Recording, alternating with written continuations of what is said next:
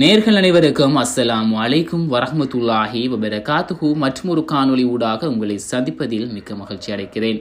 உங்களுக்கு தெரியும், ஆரம்ப காலத்தை பொறுத்தவரையில் அதிகமானோர் இஸ்லாத்திற்கு புறம்பாக பேசி, எதிராக பேசி, இஸ்லாமிய மதத்திற்கு எதிராகவே கொதித்து எழுந்து கொண்டிருந்தார்கள். ஆனால் அந்நிலை தற்போது மாறி அதிகமான மேற்கத்திய நாடுகளில் வாழக்கூடிய நபர்கள் இஸ்லாத்தை நாளாந்தம் தழுவிய வண்ணமே இருக்கின்றார்கள். இதற்கு காரணம் என்ன என்றால், கண்டிப்பாக அவர்கள் ஒவ்வொருவரும் ஒவ்வொரு நாளும் புனித இஸ்லாமிய மதத்தை பற்றி படித்துக் கொண்டிருக்கின்றார்கள். அதன் உண்மையை அவர்கள் தெரிந்து கொண்டு வருகின்றார்கள். எனவேதான் அவர்கள் நாளாந்தம் இஸ்லாத்தை தழுவியவர்களாகவே இருக்கின்றார்கள்.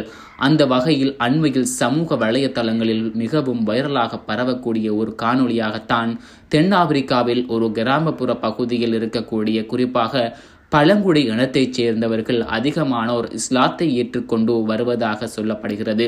அதிலும் கிட்டத்தட்ட நூற்றுக்கணக்கானோர் இஸ்லாத்தை ஏற்று வருவதாக, இந்த தென்னாப்பிரிக்கா பகுதியில் நூற்றுக்கணக்கானோர் இஸ்லாத்தை ஏற்று வருவதாக அல் ஜசீரா அரபு சமூக ஊடகங்கள் பல்வேறுபட்ட செய்திகளை பகிர்ந்து வருவதை நாம் காணக்கூடியதாக இருக்கிறது. சுபஹானல்லாஹ்.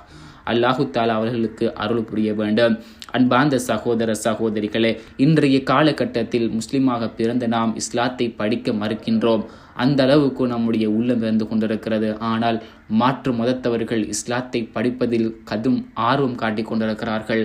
நிறைய, கிட்டத்தட்ட இன்றைய காலகட்டத்தில் அதிகமான 150% மாற்று மதத்தவர்கள் இஸ்லாத்தின் பக்கம் மாறிக்கொண்டிருக்கிறார்கள். காரணம், இஸ்லாத்தில் இருக்கக்கூடிய பலவிதமான உணர்ச்சி வசமான சம்பவங்கள் அவர்களை மாற்றிக்கொண்டிருக்கிறது. முக்கியமாக பலஸ்தீன் சம்பவம் அவர்களை கடுமையாக தாக்கியிருக்கிறது. மாற்று மதத்தவர்களை அவர்களை தாக்கியது அவர்களுடைய மனதை தொட்டது காணாமல் அவர்களுக்கு அல்லாஹு தாலா குர்ஆனை படிக்கக்கூடிய வாய்ப்பையும் கொடுத்திருக்கிறான்.